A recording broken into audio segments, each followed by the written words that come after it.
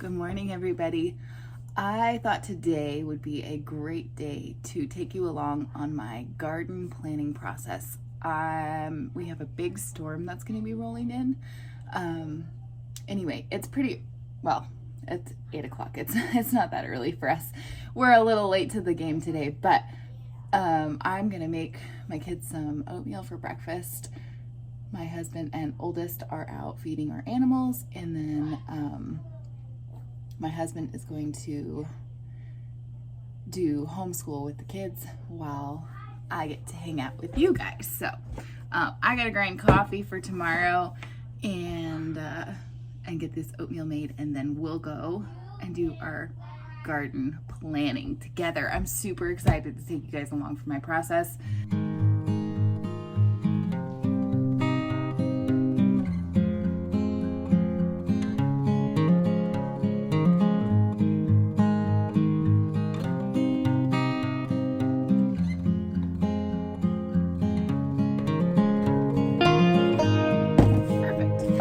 I grind up about a week's worth of coffee.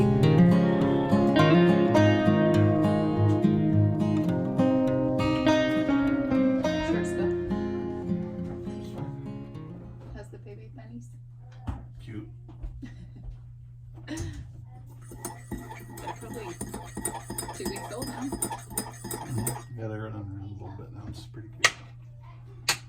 Yeah, we'll have to make sure we're out there snuggling them as much as we can.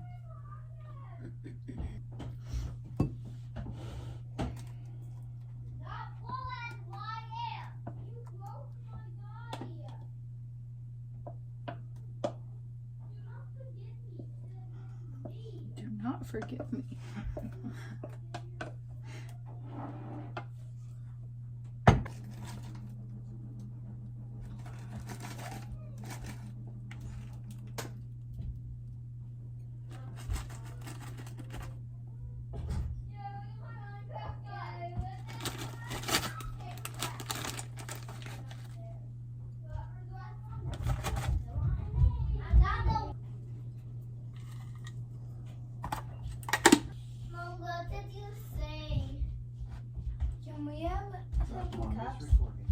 Nope, not right now.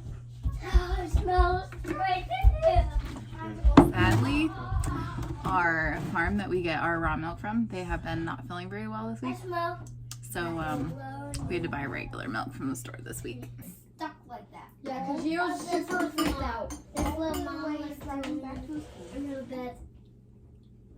She was just staring at the He was snow. staring all the time. And then guess what? He was stuck like that all night. Then in the morning when he was trying to drink coffee, he just poured it all over it. And on Garfield.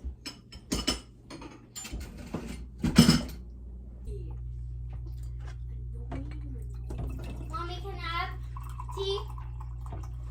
No, not right now. Maybe we'll have tea on Friday though. It's Let's make a cup important. of tea, and then we'll go upstairs and get started on planning.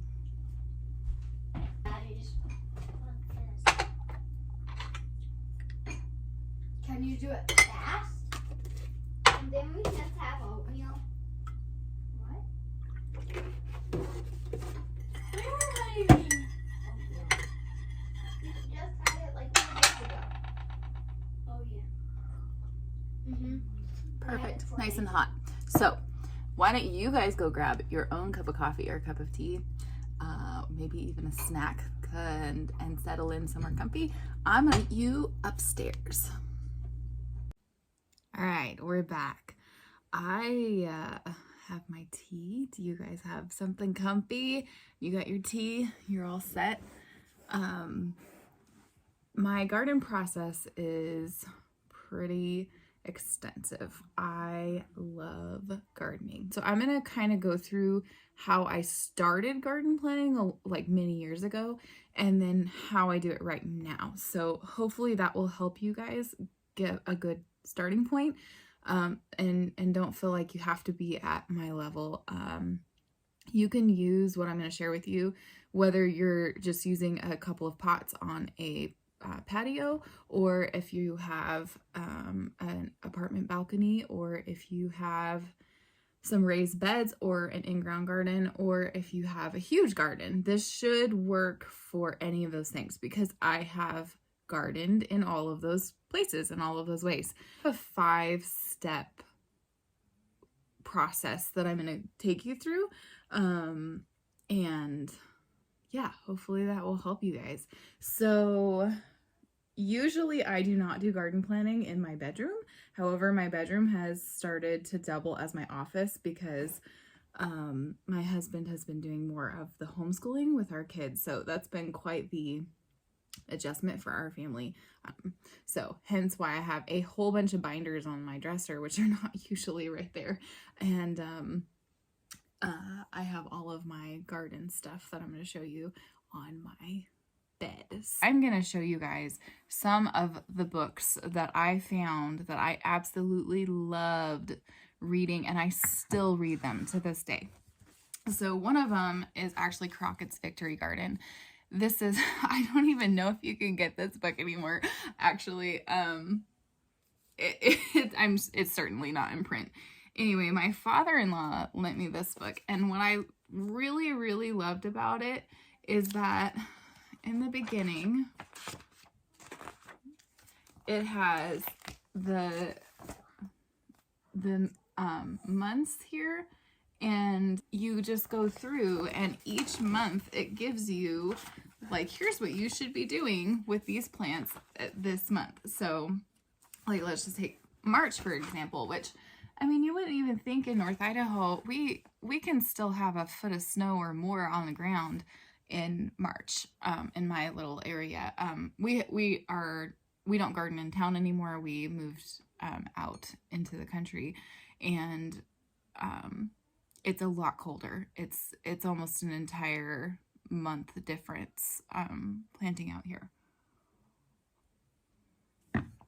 So anyway, it basically goes through and it shows you, okay, here's March, and then here's the plant, and it tells you what to do. So sometimes it'll be fertilizing, sometimes it will be pest protection, sometimes it will be planting something or planting out a seedling or starting seeds.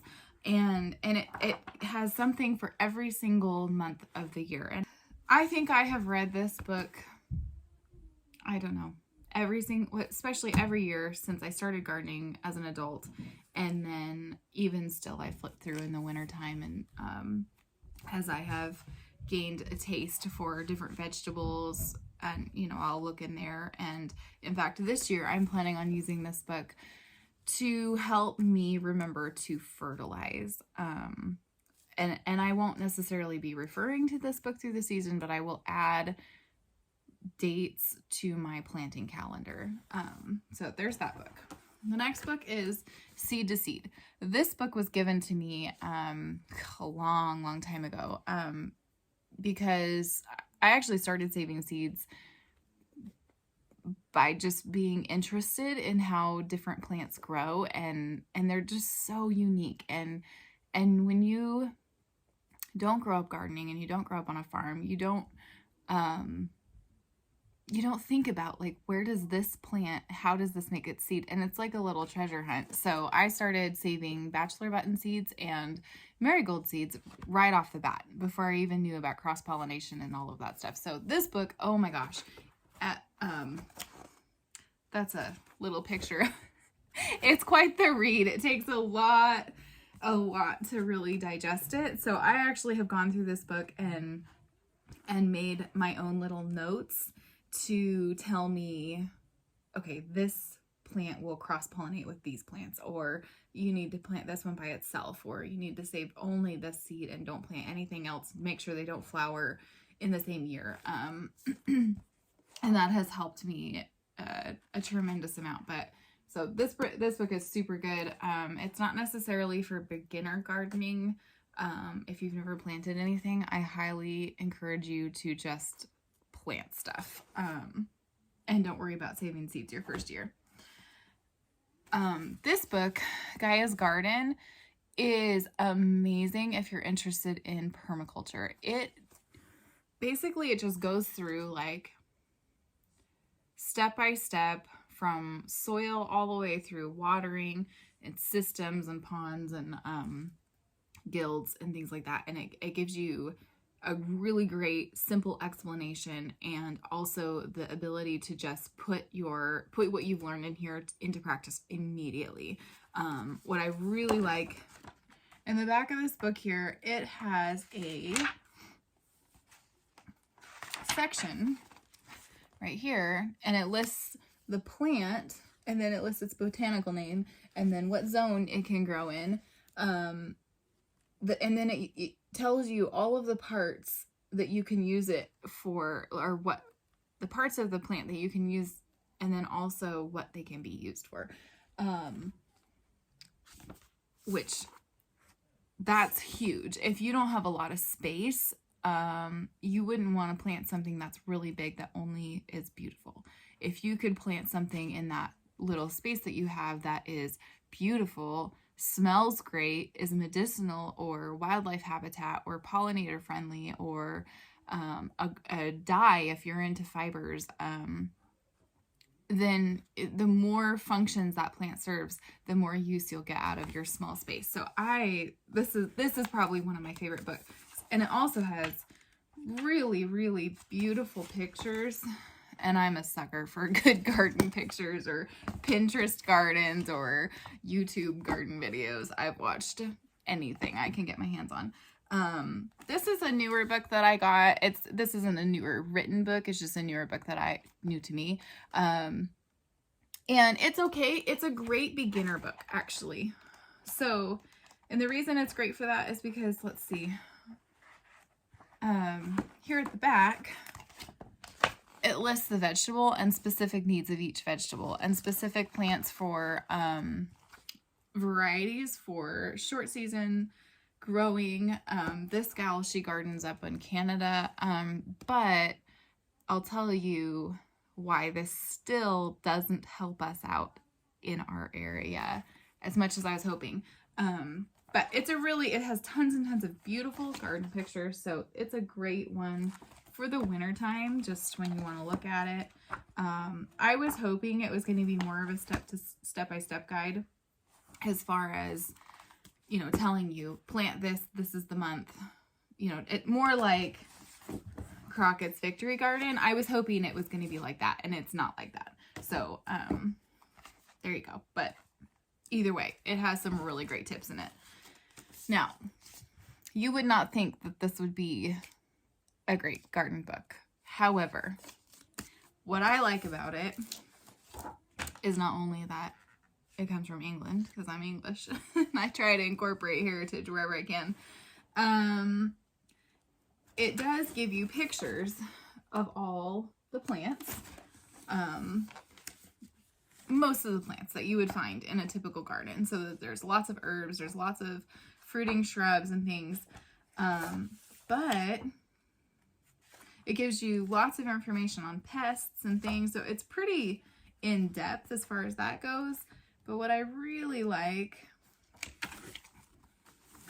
is their garden system that they lay out. So essentially, you have 4 plots, and then it tells you which plants to rotate and kind of what you're going to do each season. So this is spring, and then they have summer, and it just keeps going. It goes all the way through winter. Now, obviously England's climate is a lot more mild than ours, but that does help in the fact that it makes you aware that there are things you can do in the wintertime. Like here, late winter, we can be pruning. And if you have a greenhouse in very late winter, you can begin to start planting things. So anyway, I have done this exact garden model before, and I really liked it until I switched over to more of a permaculture type garden. So number 1, start by reading as much as you can, or watching YouTube videos. YouTube was not a thing in my area, or at least known to me, when I first started gardening, so books were the way. Now, you know, of course, there's YouTube channels which are amazing. So I suggest, if you know nothing about gardening, just start watching. Watch as much as you can, Pinterest as much as you can. Pinterest, make a file and choose, you know, what style gardening do you like? Do you like organic gardening? Do you like permaculture style? Do you like food forests? Do you like a rigid lines where, nope, these are my plants, they stay in their spot, and then you don't have to really do a whole lot with them as far as maintenance goes? Do you like container gardening? You know, anything like that. That really helps out. So that is my first step. I will go through the books, kind of get my ideas, and figure out what am I going to do with my garden this coming year. Hey guys, thanks so much for watching part 1 of garden planning with me. The video turned out to be super long, and I decided to turn it into a video series. So if you would like to watch part 2 and 3, that's coming up next, and then we will have video 4, and after that we'll have video 5. So if you can't wait to see my next steps on garden planning, then subscribe and hit the notifications so you make sure you don't miss a single part. We'll see you real soon. Thanks for watching. This is going to be a really long video, you guys.